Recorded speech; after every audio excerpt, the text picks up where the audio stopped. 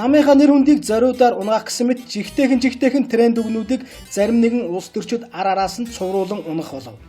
Энэ мэт хариуцлагагүй улаан цайм хууль зөрчсөн үйлдэлүүдийг намынхаа хайр ивэлийг үртэж том албан тушаал дээр заларсан эрхмүүд хийгээд байгаа нь тунчиг хачиргалтай. Монгол Ардын намын бүлгийн дарга Хаян Хэрва хэвлэл мэдээллийн хэрэгслийн хууль сэтгүүлчийн эрхэнд алдсан маш ноцтой нэг мэдээллийг хийлээ. Өчигдөр санаж байгаа бах та нар Монгол Ардын намын бүлгийн хуралдаан хэвлэл мэдээлэлгүйгээр хаалтай байдлаар хуралдсан.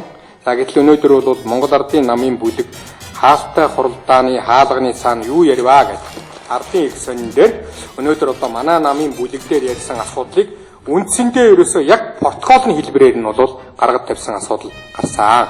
За бид энэ асуудлыг бол тагнуулын байгууллага хандаж байгаа. Тийм учраас тагнуулын байгууллага энийг холбогдох байгууллагууд нь холбогдох хэргийн шалгаад энэ хаанаас ямар мэдээлэл алдагдаж хаалтай мэдээлэл засагдваа гэдэг юм бид шалгаж өгөөч гэдэг тагнуулын байгууллагад хандаж энэ албан тоотыг бол хөргүүлсэн. Нууц задлаа гэж сэтгүүлч буй эрен сурвалж дах хэвлэн нийтлэх эрхэнд талдаж тагнуулын байгууллагаар шалгуулна гэдэг нь урд өмнө сонсогдож байгаагүй үйлдэл юм.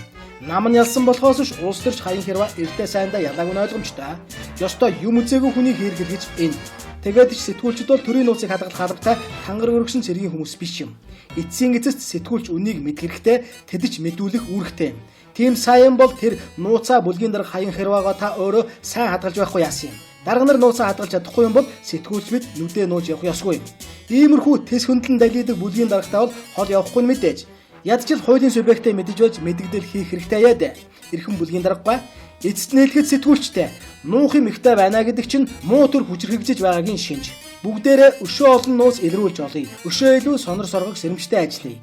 Бид үнэн мөнийг олон түмэнд мэдээлж, илчилж байх үүрэгтэй болохоос биш хуулиа завхруулдаг мэддэг дорой улс төрчдөөс далдирч айж имэж явах ёсгүй лээ.